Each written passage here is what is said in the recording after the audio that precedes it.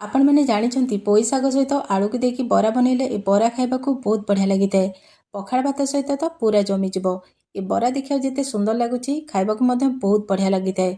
बनवा बहुत सहज 10 रु 15 मिनिट भितर बनिकी रेडी हो। घरे तो आपण मैंने निश्चय पोई शागर बरा बनाऊे हेले गोटे थर ए प्रोसेस रे बनईकी देखंतु। पखाड़ भात बा गरम भात जो खाइबे बहुत बढ़िया लगिबो। नमस्कार, सस्मिता कुक्स पर चैनल आ गोटे नुआ रेसिपी सहित आपण मानक अनेक अनेक स्वागत करुच्ची। आज पोई शाग बरा को आम नुआ प्रोसेस रे बनइबा। ऊपर पूरा क्रिस्पी रहिबो, भीतर पूरा नरम रहिबो। ताले डेरी न करिकी चलतु आज रे स्वादिष्ट रेसिपी को आरंभ करबा। सेति आमको पोई शाग दरकार। तो ये देखो मुझे किसी पोई शाग को पानी रे बुड़ीकी रखी जहाँ भी मैला लगी से सब बढ़िया से धोई। तो शाग को काटिबा पूर्व कौन करेंगे ना पानी रे बढ़िया से धोई नेबे। एबे कौन करबा ना शाग को बढ़िया से पानी रू छाणीदबा। ये मुठाए पाखापाखि शाग नहीं आपण मैंने ये शाग कम बेसी करेंगे। ये आपण मैंने देखिपे शाग पूरा फ्रेश शाग अच्छी एकदम कलिया कलिया पत्र अच्छी। एमती ही पोई शागर बरा खाइबा को बहुत बढ़िया लगी थाए। तो ये देखो पोई शाग को मुझे बढ़िया से धोईकी छाणिकी नहीं आसी। एबे कौन करेंगे ना पोई शाग को ये आम पूरा चुन चुन करके काटी नेबा। सांग मैंने आज वीडियो जदि आपण मानक भल लगे लाइक करेंगे, शेयर करेंगे। चैनल रे नुआ थे प्लीज सब्सक्राइब करने। फेसबुक पेज रे देखुले फॉलो तो निश्चय करने। तो ये देखो सेम प्रोसेस रे मुझे कौन कर शाग को पूरा चुन चुन करके काटी दूची। ये मु छुरी रे शाग सबको काटुची। आपण मैंने चाहिए पनिकी शाग को काटी पारे आपण मानक जमी सुविधा लगे। ये देखो शाग को मुझे बढ़िया से पूरा छोट छोट कर काटी नहीं। एमती ही छोट छोट काटे, बेसी बड़ रखिए ना। शाग को काटी सारापर गोटे प्लेट को बाहर करदे। शाग को रखा साइड्रे। एबे नहीं जावा आम गोटे आलू। तो ये देखो गोटे कंचा आलू नहीं मीडियम साइज आलू। ये ऑप्शनल अच्छे, आलू न पकेले रेसिपी बढ़िया बनब। किंतु जो मैंने आलू खाइबा पसंद करती आलू निश्चय नहीं पारे। एबे कौन करबा ना आलू को ये आम ग्रेट करनबा। आलू को ग्रेट कर सारा पर आलू को कौन करबा ना 2-3 थर बढ़िया से सफा पानी रे धोईकी नहीं आसवा। ये देखो आलू को मुझे 2-3 थर बढ़िया से धोई नहीं। आलू केते सफा देखा जाउची। एबे कौन करबा ना आलू सबको आम पानी रू छाणीदबा।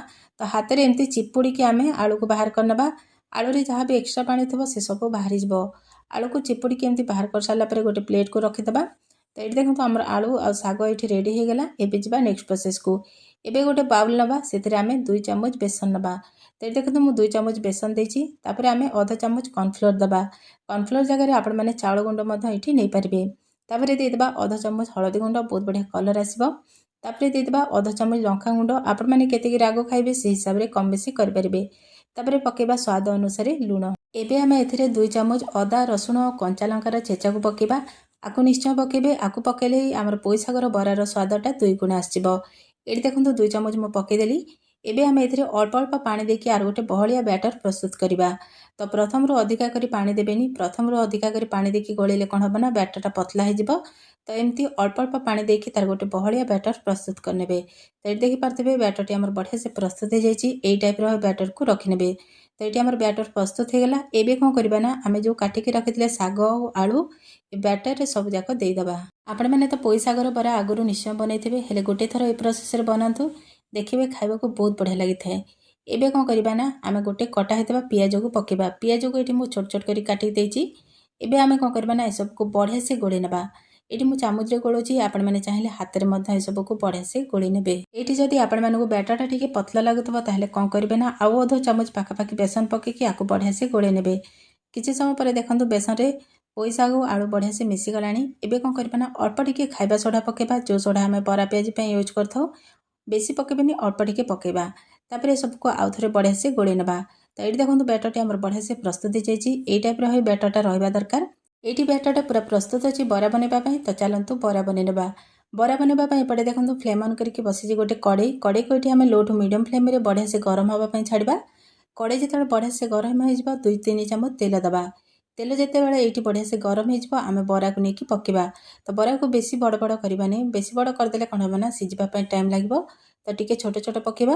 आ कड़े जी धरब से देवे, अत्यधिक बिल्कुल भी देवेनि। तापर ये मुझे कड़े कर तावारे करेंगे। बरा को पकई सारापर कभर करके 1 मिनिट पर्यंत टी सीझापी छाड़ा। 1 मिनिट होगा कभर खोली नवा। कभर खोली सारापर सब बरा को कौन करना टी उल्टे नवा। ये आम फ्लेम को बिल्कुल भी हाई करवानी। फ्लेम को हाई करदे कौन हम ना बरा सब ऊपर तो लाल हो भीतर बिल्कुल भी सीझबनी। एबे पुणी थे कभर करदे 1 मिनिट पर्यंत। ये देखो 1 मिनिट होगा कभर को खोली नवा। कभर खोली सारा पर बरा सबको आउ थे उल्टे ना।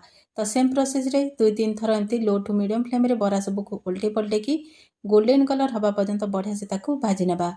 किसी समय पर देखो बरा सब आम बढ़िया से भाजी जाइए, बहुत बढ़िया कलर आसीगला। ये बरार कलर ये ही रहा दरकार। ये आपण मैंने वीडियो देखिए जापारे बराटा आमर बहुत बढ़िया से प्रस्तुत हो जाए। कभर करवानी एमती खोलारे ही आउ गोटे मिनिट पर्यंत उल्टे पलटे की बरा को ये आम भाजी ना। तो ये देखो गोटे मिनिट हो गला बरा आमर बहुत बढ़िया से प्रस्तुत हो जाए। केते बढ़िया कलर आसीगला। ये आमर गरमा गरम पोई शाग और आलूर बरा प्रस्तुत हो जाए। ये बरा को गोटे थर पखाड़ भात सहित निश्चय ट्राए करंतु, देखिए खाइबा को बहुत बढ़िया लगी था। एबे कौन करबा ना बरा सबको गोटे प्लेट को बाहर करनबा। तापरे सेम प्रोसेस रे आउ जहाँ बाकी बैटर रहिला सेम प्रोसेस रे कड़े तेल दबा और छोट छोट बरा सब पकई नेबा और कभर करबा गोटे मिनिट पर्यंत लो टू मीडियम फ्लेम रे सिझिबा पई छाड़ी दबा। ये देखो सेम प्रोसेस रे सब जाक बरा आमर प्रस्तुत हो जाए। ये बरा को गोटे थर निश्चय ट्राए करंतु, देखिए समस्ते खाइबा को पसंद करेंगे। जो मैंने पोई शाग खाइबा को पसंद करंतिनी सेमानक पई मध्य गोटे थर ए प्रोसेस रे पोई शागरे आलू पकेकी बरा बनैकी दियंतु, देखिए से माने मध्य हाथ चाटिके खाइबे। पखाड़ भात हो कि गरम भात हो जो थे खाइबे बहुत बढ़िया लगे। खास कर तो पखाड़ भात सहित बहुत बढ़िया लगी था। तो गोटे थर निश्चय ट्राए करंतु, केमती लगिला आपणकर अनुभूति मो सहित निश्चय शेयर करंतु। आशा करिछि भिडियोटी आपण मानकु भल लागिथिबो। भिडियोटी भल लागिथिले लाइक करिवे, शेयर करिवे, चैनल रे नुआ थिले प्लीज सब्सक्राइब करनेबे, फेसबुक पेज रे देखुथिले फॉलो तो निश्चय करनेबे। आ गोटे नुआ भिडियो सहित आपण मानक सहित देखा हो। से पर्यंत रहउछि, नमस्कार, जय जगन्नाथ।